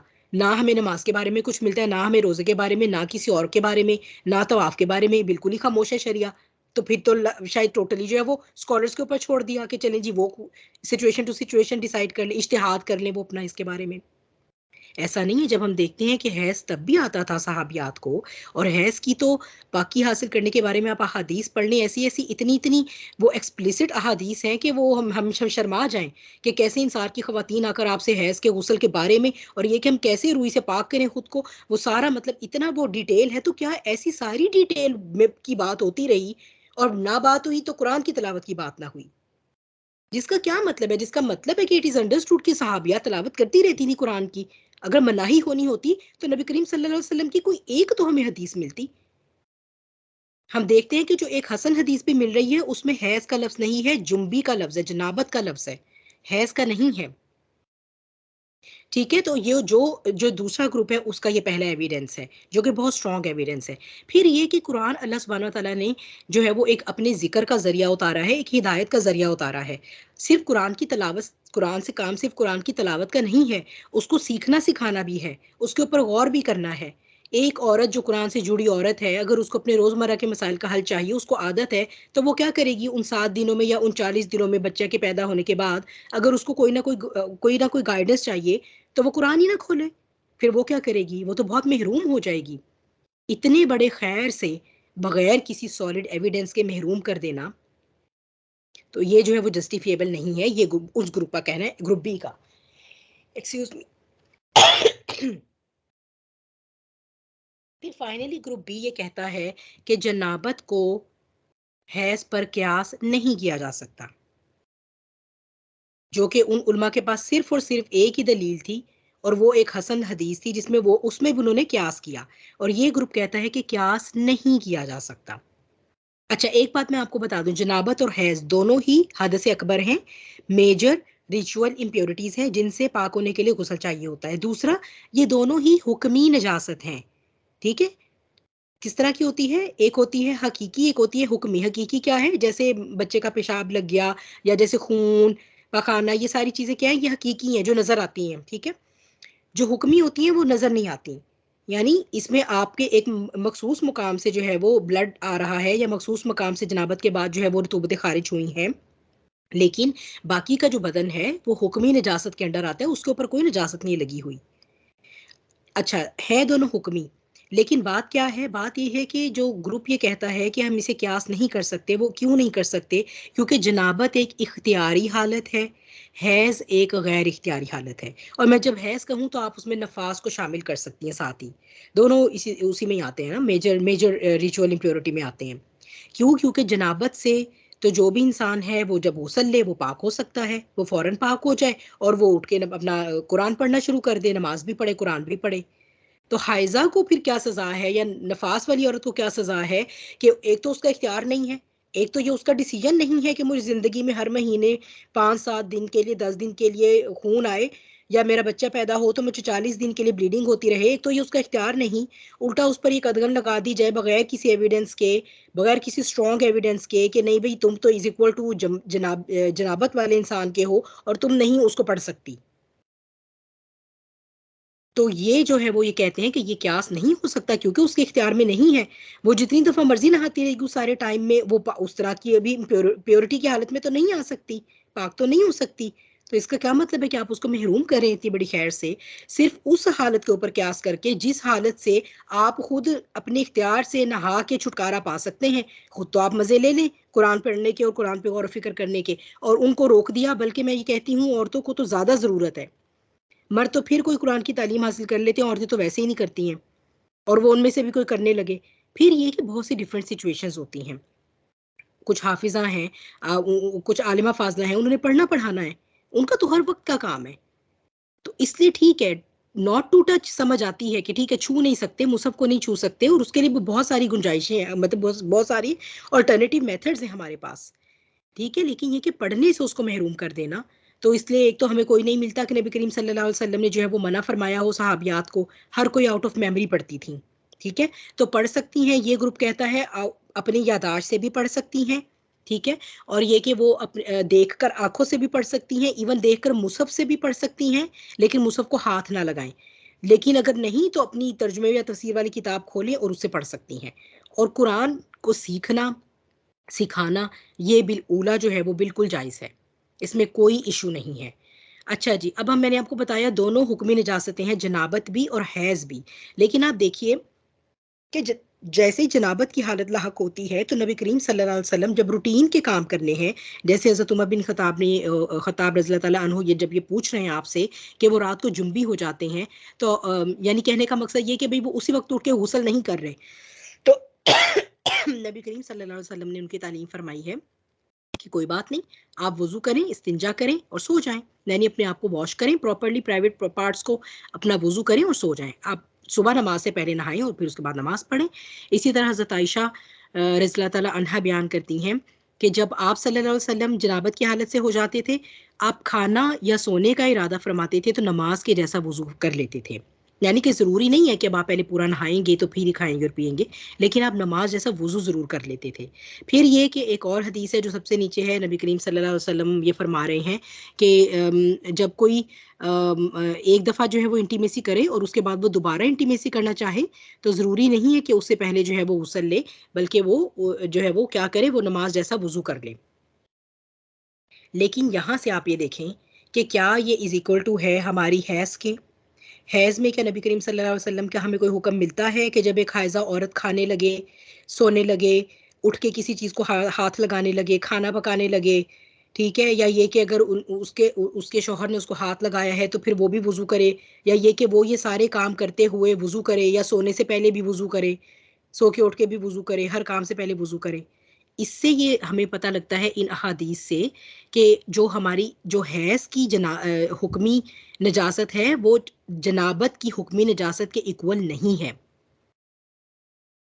ठीक है, और ये मुझे वो स्टडी मिली नहीं और मैंने यहाँ डाली नहीं। कोई आज से 6-7 साल पहले मैंने वो स्टडी पढ़ी थी, अल्लाह आलम, लेकिन मेरी मेमोरी में बहुत अच्छे से मुझे याद है, जिसमें बाकायदा ये प्रूफ किया हुआ था स्टडी में कि जो ये जो जब हम यानी कि मियाँ बीवी जब वो मिलते हैं, इंटीमेसी करते हैं, तो उसके बाद उनकी पूरी बॉडी स्क्रीट करती है एक्चुअली। यानी जनाबत पूरी जो रतूबत है वो तमाम बॉडी से आती है। अल्लाह आलम वो कहाँ चली गई है रिसर्च, लेकिन वो मैंने बहुत ढूंढी, मैंने इसलिए वो डाला नहीं है पॉइंट यहाँ पर। मैं सिर्फ वो आप लोगों को जिक्र कर रही हूँ यहाँ पर। जबकि इन कॉन्ट्रेरी जो है, जो हाइजा औरत होती है उसके सिर्फ यूट्रस से ब्लड आ रहा है, उसकी बाकी की बॉडी इन्वॉल्व नहीं है। नेवरदलेस इंटीमेसी के प्रोसेस में वैसे भी बाकी की बॉडी इन्वॉल्व होती है, और आपका स्वेट तो खैर आता ही आता है। तो इसीलिए ये हुक्म जनाबत उससे डिफरेंट है, हैज की हुक्म जनाबत से डिफरेंट है, जो कि एक और दलील है हमारे पास इस बात की कि उसको इसके ऊपर कयास नहीं किया जा सकता, यानी दोनों को उसको इसकी एनालॉजी नहीं दी जा सकती। क्योंकि अब देखते हैं हम हैज में, ये देखें, ये सही, ये सारी की सारी अहादीस जो इस वक्त आपके सामने है ये सही अहादीस है। कोई तो दोनों में आई हुई है और कोई सही मुस्लिम में आई हुई है, कोई सिर्फ सही बुखारी में है, लेकिन 3 अहादीस ऐसी हैं जो मुत्तफिकुन अलैह हैं, दोनों में आई हुई हैं। हज़रत अम्मा फरमाती हैं रज़ी अल्लाह अन्हा कि मैं हालत हैज़ में कोई चीज़ पीती, फिर इसे नबी सल्लल्लाहु अलैहि वसल्लम को दे देती तो आप उसी जगह अपना मुंह लगाते जहाँ मैंने मुंह लगाया था। और मैं हड्डी वाली बोटी खाती जबकि मैं हैज़ से होती थी, तो आप उसी जगह से खाते जहाँ से मैंने खाया था। अगर ऐसी कोई बात होती तो फिर आप सल्लल्लाहु अलैहि वसल्लम पहले फरमाते कि आयशा जाएं, पहले जाकर आप वुज़ू करके आएँ, कुल्ली करके आएँ, फिर मैं और आप खाना खाते हैं, ताकि मैं भी बर्तन उसी जगह से इस्तेमाल करूँ जहाँ से आपने किया। ऐसा कुछ भी नहीं हुआ। फिर एक और हदीस में आ रहा है कि आप मेरी गोद में टेक लगाते और कुरान हकीम की तिलावत फरमाते, हालांकि मैं उस वक्त मखसूस अय्याम में होती थी। हालांकि इस पर भी कोई हुक्म नहीं आ रहा कि आयशा आप जाएं, पहले जाकर वजू करके आएं, क्योंकि मैंने आपकी गोद में टेक लगा के कुरान हकीम की तिलावत करनी है। फिर आ रहा है, आयशा बताते फरमाती हैं कि आप सल्लल्लाहु अलैहि वसल्लम ने फरमाया, यानी मस्जिद से हुजरे के अंदर हाथ करके, कि मुझे मस्जिद से चटाई पकड़ा दो। मैंने अर्ज किया मैं हैज से हूँ, तो आप सल्लल्लाहु अलैहि वसल्लम ने फरमाया बेशक तेरा हैज तेरे हाथ में नहीं। इससे ज्यादा और क्या एविडेंस हो सकता है कि हमारे बाकी के एज़ा पाक हैं, इंक्लूडिंग हमारी जुबान। हमारी जुबान पाक है तो इसका मतलब है हम तिलावत कर सकते हैं कुरान की। और हज़रत मैमूना जो हैं उम्मुल मोमिनीन रज़ी अल्लाह अन्हा, वो ये फरमाती हैं कि एक ऊनी चादर में नमाज पढ़ा करते थे, यानी वो और नबी करीम सल्लल्लाहु अलैहि वसल्लम, उसका कुछ हिस्सा मुझ पर होता, यानी सॉरी, यानी आप सल्लल्लाहु अलैहि वसल्लम एक ऊनी चादर में नमाज पढ़ा करते, उसका कुछ हिस्सा मुझ पर होता और कुछ आप पर होता, जबकि मैं हैज से थी। तो अगर ऐसा ही था तो फिर आप सल्लल्लाहु अलैहि वसल्लम एहतियात फरमाते। आप कहते कि तुम हैज से हो, मैं मेरी चादर नापाक हो जाएगी, इसलिए जो है वो आप पीछे हो जाए, मैं नमाज पढ़ूंगा अपनी चादर में। तो आप देख रहे हैं कि किस तरह से जो जनाबत की हुक्मी निजासत है, वो हैज की हुक्मी निजासत का रूल नहीं लग सकता क्यास का उसके ऊपर। क्योंकि एक तो वो इख्तियारी है, आप अपनी मर्जी से नहा के पाक हो सकते हैं, ये गैर इख्तियारी है। और ये जुल्म है कि एक औरत को इतने दिनों के लिए दूर कर दिया जाए कुरान जैसी किताब हिदायत से, जिसके नाजिल किए जाने का मकसद भी वैसे तलावत नहीं था, हिदायत था। तलावत तो वो उनके लिए जो अरेबिक के लिए इस्तेमाल होती है ना, कि वो लोग तो अरबी जानते थे, तो वो जब तलावत कर रहे होते थे तो वो तो साथ ही समझ लेते थे। हमारे लिए तो तलावत का टास्क बढ़ जाता है, या तो हमें उसका तर्जुमा पता होना चाहिए, या फिर हम ग्रामर सीखे और हमें पता हो, उसी तरह जैसे वो अरेबिक पढ़ते हैं और उन्हें पता चलता है क्या पढ़ रहे हैं, इसी तरह हम भी पढ़ें तो हमें पता चले कि हम क्या पढ़ रहे हैं। एक्चुअली ये तलावत का कॉन्सेप्ट है। तो इस तरह हैज़ में जो है वो नहीं फरमाया गया कि किसी भी काम के करने से या हाइज़ा के साथ लगने से या उसके किसी भी एज़ा के इस्तेमाल होने से पहले उस पे उसके लिए वुज़ू लाज़मी है। और जनाबत में जो है वो आप सल्लल्लाहु अलैहि वसल्लम ने इस बात की तालीम दी है कि आपने अगर आप जुनबी हो गए हैं एक दफ़ा, तो कुछ और काम करना है रूटीन का, कुछ और चोर करना है, तो आप जो है वो उससे पहले वुज़ू कर लें। ठीक है जी, बहरहाल हमारे पास जो है वो अब कंक्लूजन हम निकाल लेते हैं। दोनों ऑप्शंस हैं, दोनों तरफ स्कॉलर्स हैं, मैंने आपको दोनों की बता दी हैं। आपको जिसकी स्ट्रॉन्ग लगती है आप उनको फॉलो करें, लेकिन इल्म के साथ फॉलो करें। मेरा काम आज का आपको इल्म देना था, वो इल्म जो अल्हम्दुलिल्लाह अल्लाह सुब्हानहू व तआला ने अपने नबी करीम सल्लल्लाहु अलैहि वसल्लम के ज़रिए हम तक पहुँचाया, और आगे से उनके सहाबा कराम ने और इस उम्मत के जो तमाम उलमा, मुहद्दिसीन, मुफस्सिरीन हैं, अकाबिर हैं, उन सब का एहसान है कि उन्होंने अपनी ज़िंदगियाँ डेडिकेट की हैं इस इल्म को हमारे सामने लाने और उसके ऊपर बहस करके उसके तमाम पॉइंट्स को हमारे सामने खोलने में। ठीक है? तो हमारे पास बोथ ऑप्शंस हैं। आपका दिल नहीं मानता अगर, या आप एक ऐसे स्कूल ऑफ थॉट को फॉलो कर रही हैं जहाँ पर ये नहीं है जायज़, तो भले से आप ना करें। लेकिन कुरान का सीखना सिखाना मना नहीं है। ठीक है? आप अगर नहीं खोलना चाह रही, इवन आपका अपनी तफसीर की किताब को भी खोलने का दिल नहीं करता, तो आप ऐसा करें, किसी स्कॉलर को सुन लें। कोई कोई सूरह बकरा फॉर एग्ज़ाम्पल आप सीख रही थी, तो आप ना खोलिए अपनी कोई कुरान की किताब। अल्हम्दुलिल्लाह आज तो आपके पास मोबाइल है। यूट्यूब खोलें, स्कॉलर्स को जिस जिस स्कॉलर को आप जो सुनना चाहती हैं वो उनको खोल लें और उनकी वो जो भी जो जिस आयत पर आप थीं, वो सुने तफसीर। 5-6 स्कॉलर्स को सुने, चाहे 10-12 को सुने, चाहे जितने मर्ज़ी को सुने, और अपने नोट्स बनाती रहें। ठीक है? तो यहाँ पर मैं अगर आपको अपना फ़तवा दे दूँ, तो मेरा फ़तवा तो ये होगा कि ये जो हम नॉन अरेबिक स्पीकिंग है ना, उनको तो हैज़ तो क्या, मैं तो हैज़ के अलावा भी ये कहूँ कि तिलावत नहीं कर सकती। ये जो क्रैमिंग ऑफ अरेबिक स्क्रिप्ट है ना, जिसमें हमें एक हर्फ पल्ले नहीं पड़ता, ये मेरा बस चले तो यकीन करें कि मेरी कोई हैसियत होती दीन में, या मैं कोई मुफ्तिया होती, या मैं कोई ऐसे मेरा कोई स्टैंड होता, तो मैं तो ये फ़तवा दे देती कि ये नाजायज़ है आप सबके लिए। माज़अल्लाह सुम्मा माज़अल्लाह, not in that meaning, of course आप लोग समझ रहे हैं कि मैं क्या कहना चाह रही हूँ। मेरा दिल ये चाहता है कि हम सब के पास जब टाइम हो और हम ये कहें कि अच्छा जी मैं उठ के एक सुपारा पढ़ने लगी हूँ, तो हमें हमारे अंदर से एक चीख आए कि नहीं, सुपारा नहीं पढ़ना, सिर्फ़ अरेबिक नहीं पढ़नी, जिसको पढ़ के मुझे कुछ समझ नहीं आएगी, ना मेरी ज़िंदगी में कोई तब्दीली आएगी, ना मेरी रूह में कोई तब्दीली आएगी, ना मेरे ज़हन में कोई तब्दीली आएगी, ना मेरे इल्म में कोई इज़ाफ़ा होगा। इसकी बजाय मैं एक रुकू पकड़ती हूँ और मैं वो बैठ के उसका तर्जुमा और तफ़सीर पढ़ती हूँ और मैं उसको सीखने की कोशिश करती हूँ और मैं उसके ऊपर तदब्बुर करती हूँ। तो असल में ये काम होना चाहिए जो कि अल्हम्दुलिल्लाह हमें ना हैज़ में मना है, ना नफ़ास में मना है। ठीक है? ये हम वैसे भी कर सकते हैं। ठीक है जी, तो ये अब हम हमारे ऊपर है। ताहम जो भी सब जो रमज़ान में ख़त्म करना चाहते हैं, वो एक मिडल ग्राउंड, एक बैलेंस को आप अपना सकते हैं। फॉर एग्ज़ाम्पल आपने जुम्मे के जुम्मे सूरह कहफ़ पढ़नी है, वो आप पढ़ सकते हैं अपने हैज़ में भी। आपने रोज़ाना रात को सूरह मुल्क पढ़नी है। इसके अलावा हम आयतुल कुर्सी पढ़ते हैं, हम मुअव्वज़ात पढ़ते हैं, कुछ सूरतें और आयात होती हैं हमारी हिफ़ाज़त की। उनको तो तमाम उलमा कहते हैं, दोनों ग्रुप के उलमा कहते हैं कि बिला कराहत पढ़ा जा सकता है। आप अपनी तिलावत को रिड्यूस कर सकती हैं, ठीक है? आप ऐसे भी कर सकती हैं कि अगर आप जहाँ पर 150 पारा पढ़ रही थी, वहाँ पर आप आधा सुपारा कर लें। या मैं तो यही कहूँगी कि बेस्ट ये है कि उसको आप एक रुकू में कन्वर्ट करें और उसको समझने की कोशिश करें, बजाए इसके कि खाली तिलावत पे तिलावत किए चले जाएँ। अलबत्ता ये कि हाँ, आप यूँ भी कर सकती हैं कि अगर आपका नहीं दिल मानता, तो आप जो है वो अपनी तिलावत को ऑल टुगेदर तिलावत छोड़ दें चाहे, सीखना सिखाना जारी रखें और उसको आप एडजस्ट कर लें, अपने सुपारों के को डिवाइड इस तरह से कर लें कि आप अपने जो मेंसेस के डेज़ हैं उनको निकाल के, और रमज़ान के बाकी डेज़ पे आप उनको डिवाइड करके अगर आप एक कुरान अरेबिक में स्पीड रीड भी करना चाहती हैं, तो वो आपका पूरा हो जाए। ठीक है? तो ये एक बैलेंस आपने अपने लिए खुद डिवाइस करना है। मैंने आपको आज इल्म के टूल से इक्विप किया है। ठीक है? बजाए इसके ये बताने के कि मैं आपको कह दूँ जी नहीं आप पढ़ सकते, हराम है, नाजायज़ है, हो, या ये कि बिल्कुल पढ़ सकते हैं जी। मैंने आपको दोनों स्कूल ऑफ थॉट बताए, सारा इल्म दिया है, इल्म हासिल करना फ़र्ज़ है। ये काम है जो हमें करना चाहिए था। हम इस फ़िक्र में पड़े रहते हैं हमारे पूरे 30 पारे पूरे हुए कि नहीं। हमें ये कतई नहीं पता कि पीछे रूलिंग्स क्या आ रही है, फलाँ स्कॉलर ने ये बात कही थी, क्यों कही थी, ना हम जानना चाहते हैं। बहरहाल ये to the best of my ability मैं आप लोगों के सामने ये चीज़ें मैं ला पाई, और मैंने आपको रेफरेंसेस भी सारे दे दिए हैं। हर हदीस के ऊपर बात हो गई है। ठीक है? तो हमने 2 मेन बातों पर बात करनी ही थी आज। एक तो तिलावत कुरान थी हमारे यहाँ पास रमज़ान में, और दूसरा है अज़कार। अज़कार देखिए वो चीज़ है जो आपको हर हालत में, और कोई भी उलमा, ये तो सारे के सारे उलमा अलाउ करते हैं। आप हैज़ में हैं, आप नफ़ास में हैं, आप हर तरह का ज़िक्र कर सकती हैं, और ज़िक्र में जो है वो आप कुरान की आयत भी पढ़ सकती हैं।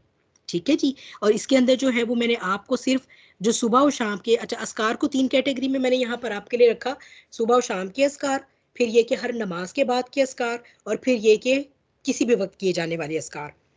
अच्छा जी, अब ये कि हम हमारे पास, मैंने आपको पहले भी कहा कि हमें प्रोटेक्शन की ज़्यादा ज़रूरत होती है इन दिनों में, क्योंकि हम नमाजें नहीं पढ़ रहे, कुछ और काम हमसे रुक जाते हैं इबादत के, जिसकी वजह से हमारा हिफाजती हसार थोड़ा सा वीक हो जाता है।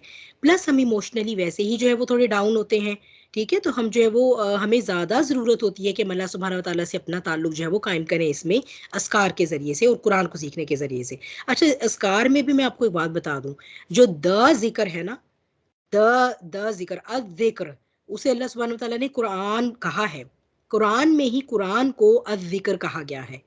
जब हम अस्कार पढ़ते हैं तो पता नहीं क्यों हम अस्कार के लफ्ज़ से हमारे ज़हन में आता है कि anything but Quran, anything other than the Quran. तो यहाँ पर ये कॉन्सेप्ट मैं क्लियर करती जाऊँ आपका। सबसे पहले कि ज़िक्र में भी जो बेहतरीन ज़िक्र है ना, वो जो दी ज़िक्र है वो कुरान है। इसीलिए मैं बार बार ये इतना एम्फेसाइज कर रही हूँ कि कुरान का सीखना आपको कोई नहीं रोक सकता है इसमें भी। तो खुदारा उसको सीखना जो है उसके ऊपर आइए, तलावत के रोने से बाहर आ जाएं। एनीवेज, सुबह और शाम के अस्कार में सुबह और शाम की क्या बात है, ये क्यों हमें जो है वो, हम क्यों दोपहर में क्यों नहीं है, ईशा में क्यों नहीं है? ठीक है, सुबह और शाम के, एक तो ये कि ये कौन से औकात की बात हो रही है। ये औकात हैं फजर के बाद, तलुए आफ्ताब से पहले पहले, यानी सूरज के निकलने से पहले का जो टाइम होता है, और शाम में असर के बाद गरूब आफ्ताब से पहले पहले, यानी मगरिब का वक्त दाखिल होने से पहले पहले, यानी इन अदर वर्ड्स सनराइज और सनसेट, तलुए आफ्ताब और गरूब आफ्ताब। अच्छा, और ये क्यों है? ये ऐसा नहीं है कि ये कोई मुझे पसंद है तो मैंने आपको कहा है कि ये वक्त, असल में कुरान में बहुत से मुकामात पर अल्लाह सुब्हाना व तआला ने सुबह और शाम खास तौर पे मेंशन किया है अपने जिक्र के लिए। जहाँ पर मैंने सिर्फ 2 एग्जांपल्स डाली हैं, सूरह कहफ में है कि ए नबी सल्लल्लाहु अलैहि वसल्लम अपने आप को उन लोगों के साथ रोके रखें जो सुबह और शाम अपने रब को पुकारते हैं। फिर सूरह आले इमरान से है, जो जब हज़रत ज़करिया को जो है हज़रत याहया अलैहिस्सलाम की खुशखबरी दी गई है, तो वो अल्लाह सुब्हानहू तआला से जो भी अपनी रिजर्वेशन है उसके बारे में बात करते हैं, तो अल्लाह सुब्हानहू तआला से वो कहते हैं मेरे लिए कोई निशानी मुकर्रर कर दें, तो अल्लाह सुब्हानहू तआला ये कहते हैं कि निशानी ये है कि आप 3 दिन तक लोगों से इशारे के सिवा बातचीत नहीं कर सकेंगे। तो आपने करना क्या है, अपने रब को कसरत से याद करना है, उस उन दिनों में सुबह और शाम उसकी तस्बीह करनी है। तो ये सुबह और शाम, इसके अलावा सूरह रूम में है और भी बहुत मुतअद्दिद मुकामात पर है। अल्लाह सुब्हानहू व तआला फरमाते हैं सुबह और शाम अपने रब को पुकारें, अपने रब का जिक्र करें, अपने रब की तस्बीह करें, अपने रब को याद करें। क्यों? इसकी जो है वो एक बहुत बड़ी वजह, वो कुछ फैक्टर्स हैं। ठीक है, एक तो ये कि सुबह गरूब, तलुए आफ्ताब और गरूब आफ्ताब, ये दोनों अल्लाह सुब्हानहू व तआला की अजीमुशान निशानियों में से हैं। सो मच सो कि आपको पता है कि एक पूरा मजहब सूरज की इबादत करने वालों पर, यानी जिसे जिसे वो क्या कहते हैं, मजूसी कहते हैं गालिबन, उन पर जो है वो मुश्तमिल है। क्योंकि ये सूरज इतनी एक अल्लाह ताला की एक इतनी अजीमुशान निशानी है, उसका तलू होना, और फिर इतना ब्राइट होता है। आज का इंसान भी कोई ऐसी तरक्की नहीं कर गया कि वो डायरेक्ट अपनी आंखों से सूरज की तरफ देख सके, इतनी इसकी रोशनी शानदार होती है। और फिर हज़रत इब्राहीम अलैहिस्सलाम भी जब रब की तलाश में थे, अल्लाह की तरफ उनका सफ़र जारी था, तो एक वक्त जब सूरज तुलू हुआ, तो वो सूरज तुलू होने का एक, जो आप कहते हैं ना सनराइज होता है, उसका एक उसका जो एक उसकी मिस्ट्री ही अलहदा है। जब आप कभी, मुझे नहीं मालूम आप लोग कभी देखते हैं या नहीं, ये हमें देखना चाहिए, ये हमारे इल्म हासिल करने के पॉइंट्स में से है। कभी ये जो गरूब आफ्ताब और तलुए आफ्ताब है, इसे अपनी आंखों से देखिए। खुदारा कभी फजर फूटती अपनी आंखों से कभी देखिए आप, जो आप फील करेंगे वो मैं लफ्ज़ों में बयान नहीं कर सकती। तो ऐसा था कि वो इतना ज़ीमुशान नज़ारा था वो सूरज का, कि हज़रत इब्राहीम अलैहिस्सलाम ने कहा कि शायद ये मेरा रब है। यानी सूरज एक इतनी अल्लाह की बड़ी निशानी है, एक इतनी अजीम निशानी है कि उसका तलू और गरूब होना एक अपने वक्त पे। फिर अल्लाह सुब्हानहू व तआला कुरान में बहुत कुछ मुकामात पर ये बताते हैं ना कि क्या तुम नहीं देखते रात और दिन के आने जाने में, और ये कि सूरज और चाँद की मूवमेंट्स में, और ये सारी जो सेलेस्टियल बॉडीज़ हैं इनकी मूवमेंट्स में, और फिर सितारों के सितारों की जो चालें उनमें, यानी इन सब पे क्या तुम गौर व फ़िक्र नहीं करते? तो ये जो दो औकात है ना, ख़ास तौर पर ये एक्चुअली जब सूरज तुलू होता है तो हदीस के मुताबिक अल्लाह का इज़्न लेकर तुलू होता है, अल्लाह की इजाज़त लेकर आता है, और जब वो गुरूब होता है तो अल्लाह के अर्श के नीचे जाकर गुरूब हो जाता है। ये दोनों वक्त ये बताते हैं कि इतनी अजीम शान निशानी को भी जब अल्लाह का हुक्म आता है तो वो गुरूब हो जाती है।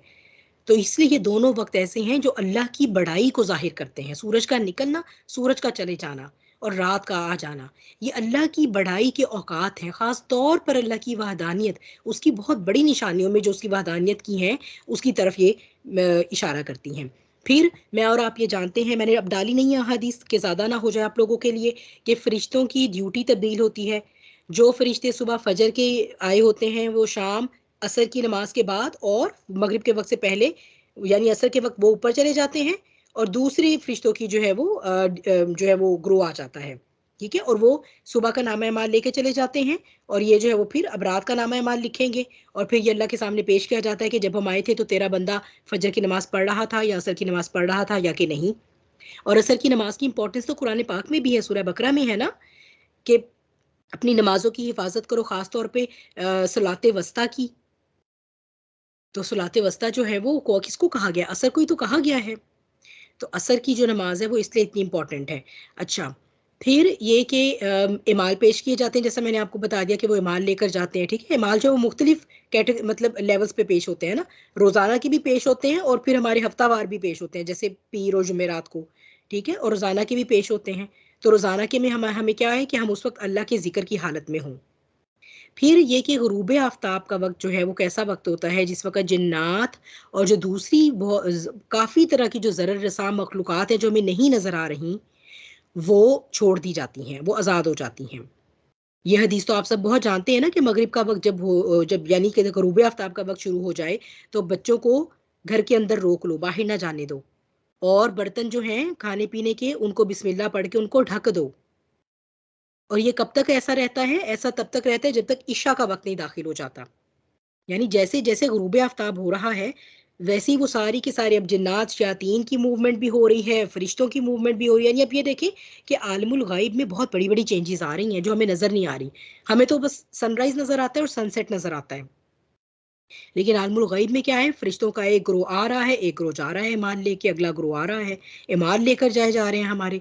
जिन्नात हैं कि वो फैल रहे हैं, फिर जैसे ही फ़जर का वक़्त दाखिल होने वाला हो जाएगा, तो जिन्नात को भी शयातीन को भी समेट दिया जाएगा, और वो सारी ज़रर रसा मखलूक़ात समेट दी जाएँगी। जब भी हम देखते हैं ना इंसेक्ट और कितनी सारी चीज़ें जो हैं वो, कभी बैकयार्ड, अब अगर कभी कोई बहुत इतने हम हिम्मत करने वाला हो, तो आप जाकर देखें, टॉर्च रात में लेकर जाएँ कभी 12-1 बजे के अराउंड। आपको ऐसे-ऐसे हशरातुल अर्ज़ देखने को मिलेंगे कि आप परेशान हो जाएँगे कि आप घर में रहते हैं कि जंगल में रहते हैं। सुबह उठेंगे तो नामो-निशान भी नहीं होगा।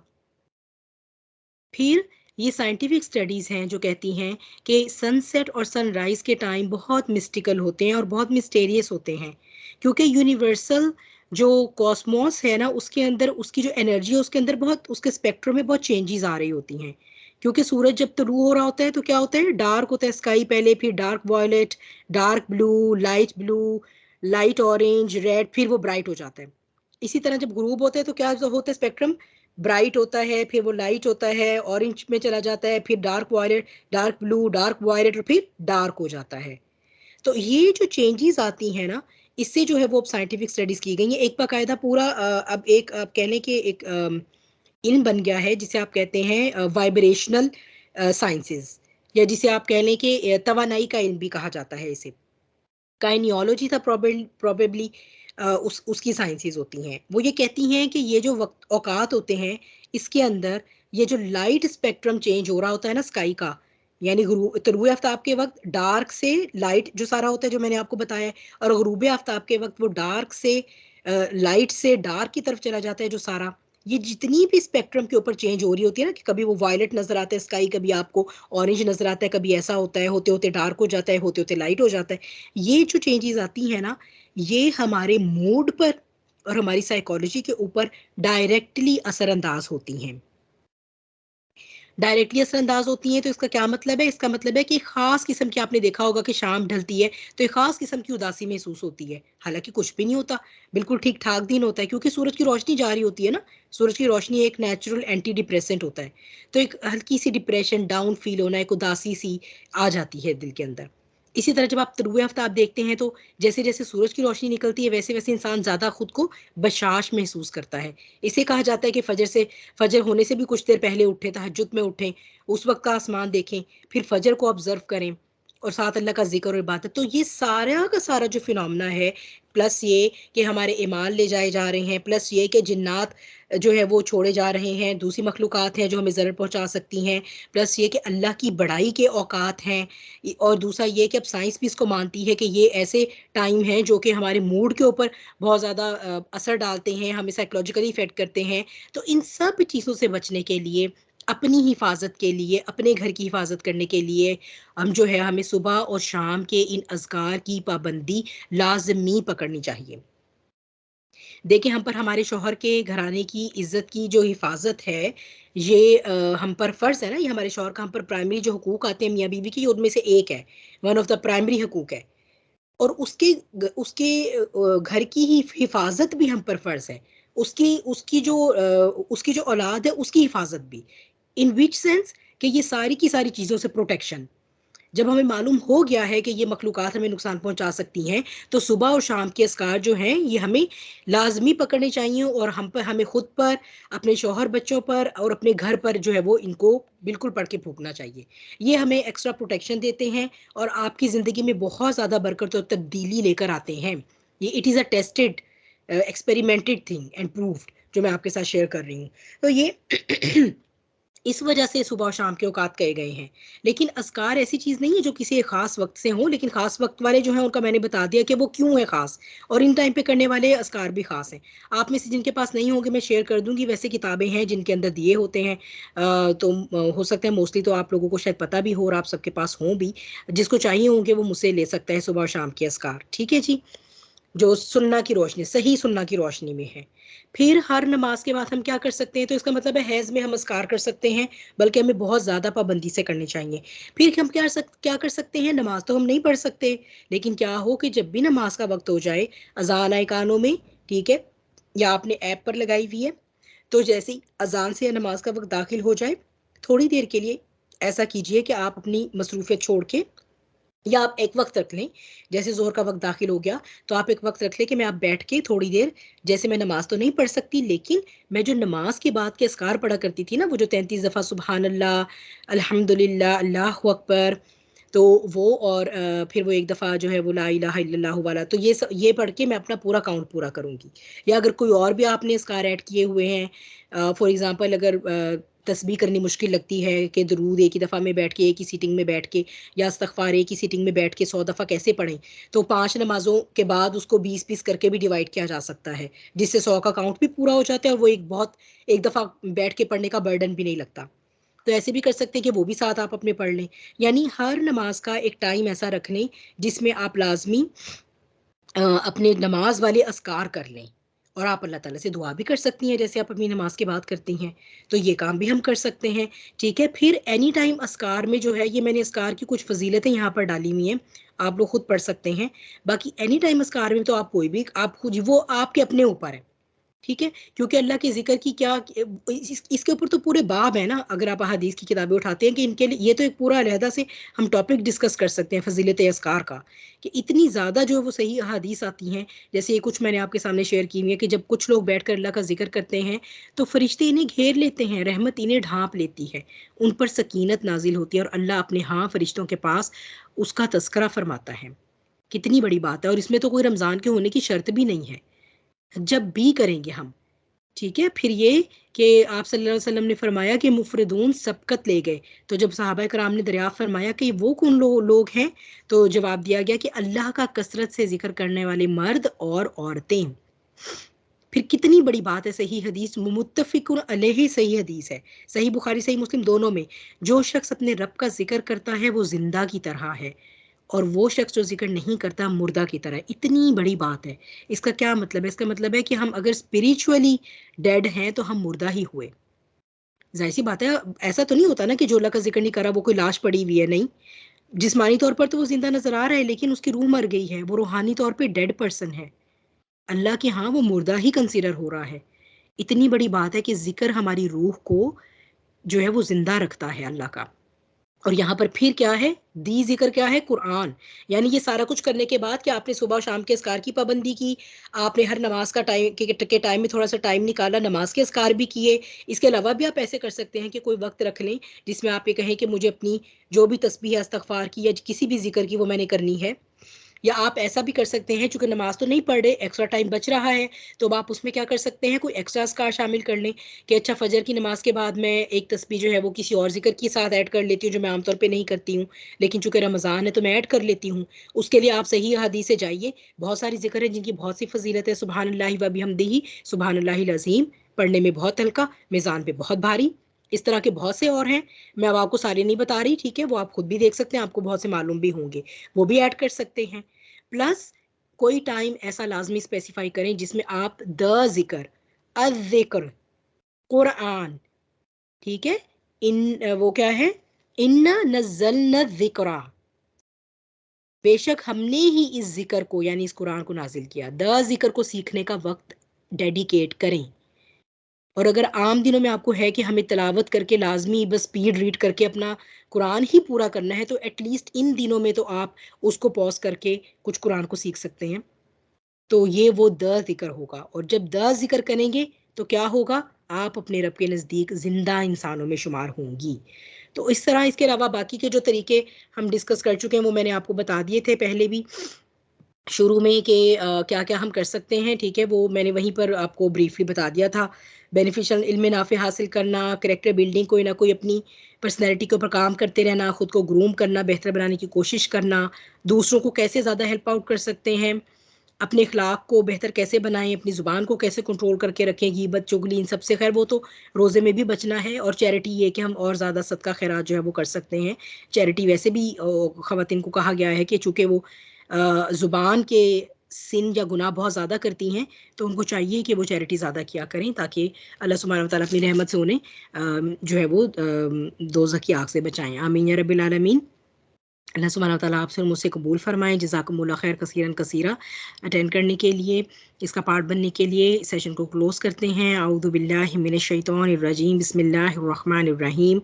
वल अस्र इन्नल इंसाना लफ़ी खुस्र इल्लल्लज़ीना आमनू व अमिलुस्सॉलिहाति व तवासौ बिल हक़्क़ि व तवासौ बिस्सब्र। अल्लाह सुब्हानहू व तआला से दुआ है कि हम अपनी हैद की हालत में हों या उसके अलावा हों, अल्लाह सुब्हानहू व तआला हमें अपने बंदों में शामिल करके रखें, इबादुर रहमान में, इबादुस सालिहीन में, जो किसी भी किस्म की हालत में हों, लेकिन ये कि उनका ध्यान, उनका ज़िक्र, उनका फ़ोकस जो है वो अल्लाह सुब्हानहू व तआला की ज़ात हो। आमीन या रब्बिल आलमीन।